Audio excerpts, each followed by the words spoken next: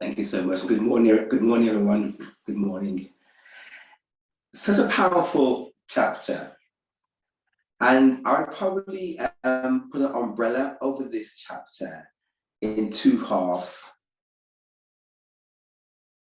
Importance of responsibility and the power of influence.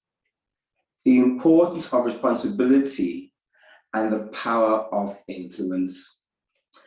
A very powerful chapter, because this chapter starts with the children of Israel as they are now waiting for their leader, influential leader.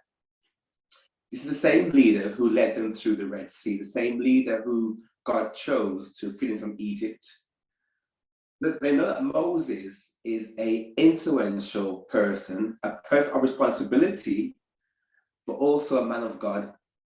Now Aaron allows the power of influence take over his life. He's now number 2 in the house of Israel. But now the people of God get to him and say, do something for us. And now we see Aaron told by the people, come and make us some gods. And in verse 1, in my version, the New Adventist says, come make us gods who will go before us. As for his fellow Moses, who brought us up out of Egypt, we don't know what's happened to him. He's in the presence of God. They know Moses, but now they're not quite sure what happens to him. But here is the power of influence. Aaron is now left in charge. He's also got the power of responsibility and the important responsibility. And what does Aaron do amongst the multitude? He's now influenced by the multitude of people and says to people, okay, then pressure. I'll break off break off your earrings and necklaces, and let's now build a god. What's very strange is that if I make something, I am greater than the thing I've made, because I'm the creator of that cake or that drawing or that essay. I'm in charge. I've made it. Therefore, I'm greater. But now the people now turn their whole minds around, create something, and call what they have made God. A psychology of influence is great here. They have now made this thing God. But why did they call it a God? It's because the leader, Aaron, consented to go their way. My question, my thoughts for you this morning is, how influential are you, or are you influenced when under pressure to move away from what God has asked you to do? The Bible mentions that the time, we talk very carefully, that the people took off their earrings and they made what they made and they handed it to Aaron and they shaped a golden calf and this is our God. And the people began to go into merriment. Deeper into the chapter, when people want to play, they into sexual immorality in that area. So now we've gone from a golden calf, initiated in a sense by Aaron, because Moses is not there. Then the people get to play. The people go from a golden calf to move it into sexual depravity.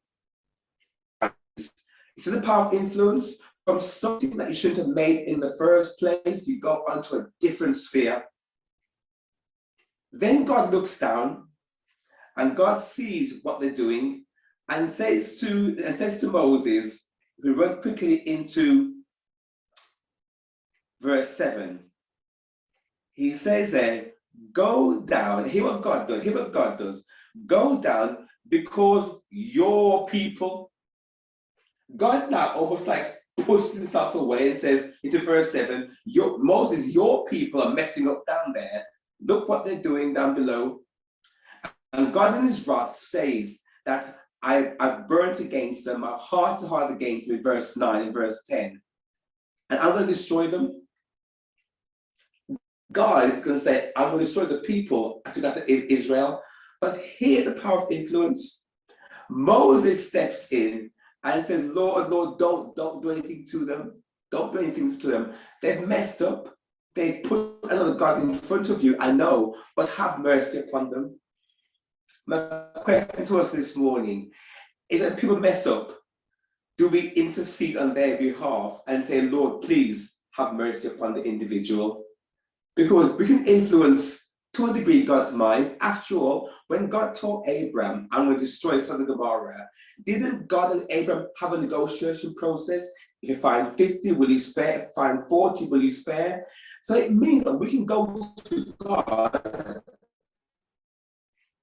to step in to protect other individuals, even though they've gone astray. That's the power of influence we have in our relationship with God himself. So God pulls back, God relented in verse 14, and God says to them, I won't do anything to them. I'm going to, okay, Moses, you stepped in on their behalf. I'm not going to touch them at the end of the day. Moses comes down with and Joshua's there, and they hear this sound going on.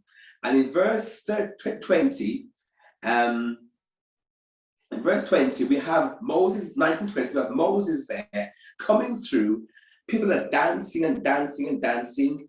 But when Moses steps in, Aaron could, but Moses knows his responsibility. And he influenced the same kind of Aaron couldn't influence. Moses influences this crowd who will take responsibility. Listen, what you're doing is wrong. And Bible mentioned that he took the golden calf, burnt it in the fire, and made the people drink it. We can discuss it in a moment. Yeah? Aaron is now approached by Moses in verse 21. And Moses to Aaron, what did these people do to you that you led them into such a great sin? Aaron answered and says, don't be angry, little version, my Lord. Aaron answered, you know how prone, now Aaron is pushing off the responsibility now. You know how prone, how inclined these people are to do evil. And in verse 22, it says, 24, it says, so I told them, remember they're prone to evil, but I told them, whoever has any gold jewelry, take it off. Then they gave me the gold. Remember, he's blaming them, but they gave me the gold, and I threw it in the fire, and then voila, I just threw it in, and voila, up comes this calf. It's unbelievable. Did nothing, just threw it in and came out. ATM machine, put your card in, money comes. So there is Aaron saying, I threw it in. And all Moses sees in verse 25 is that people running wild and getting out of control. But here what Moses does, being influential and being responsible, he says to the children of Israel, I'm going to paraphrase, who is on the Lord's side? The Levites come and join Moses. It still says to you, in the midst of individuals who are going astray and fighting against God, you can still find individuals who've been influenced by God and be responsible to their heavenly calling. Moses found them amongst the people. It therefore gives the impression that not all the people, as mentioned earlier, went up to play. There were still some people, despite what the influential creativity around them, what was going on in their culture, they still refused to take heed to the culture of the day. The question is to us this morning, are we influenced by what is around us in our homes, as negative maybe in our churches, in our society, or are we responsible towards our God? The Bible mentions very quickly for time, it says, who on the Lord's side, come and join me. And it mentions here the Levites rallied around him. Then it stated that Moses commanded them, put a sword on his side, and everyone step in. Now, it says in verse 27, go back and forth through the camp from one end to the other, each killing his brother and friend and neighbor. Powerful thing to do. He sent them in to destroy the people who are going astray. This is your neighbor, this is your brother, this is your close confidant. But the fear of the Lord has to take priority at all time.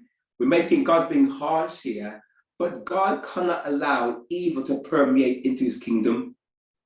And at the end of time, even in Ezekiel 18, where God says, I have no pleasure in the death of the wicked. However, it will happen. So here, Israel, they come, Levites, and they take out, it's a big number, 3,000 people in one day are taken out because they didn't do what the Lord asked them to do. Moses comes back through, and Moses goes back to God in verse 31, and he says to God, this is amazing. God says to him, your people. Moses says to God, it's your people, God. God says, I'm going to get rid of them. Moses steps in with his influence and responsibility and says, don't do it.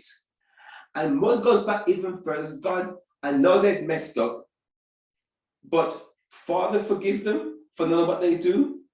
And in fact, like Jesus Christ himself, with each one of us, and we've messed up with our golden calves, Moses steps in and says, God, don't blot out those who are left behind. In fact, take me. Take me. We're seeing here the kind of story of crucifixion coming through. While we were dead in sins, he came, Christ can give us life. And here is Moses doing exactly the same thing. Don't blot them out. In fact, take me out of the book. But God replied to Moses in verse 33, whoever has sinned against me, I'll blot out the book. Now go, lead the people to the place I spoke of. So God has not forgotten his promise still to the children of Israel. And my angel will go before you. However, when the time comes for me to punish, I will punish them for their sin. But look at how the chapter finishes, verse 35. And the Lord struck the people with a plague because of what they did. Goes back to the starting point.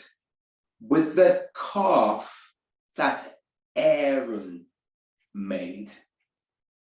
Individual responsibility and individual influence is being given to each one of us. May God help us to think about the power that we have to influence people to go up or to go down. But as God's living servants, may He also help us to understand our responsibility to live a life that meets God's standards and influences people towards God's way.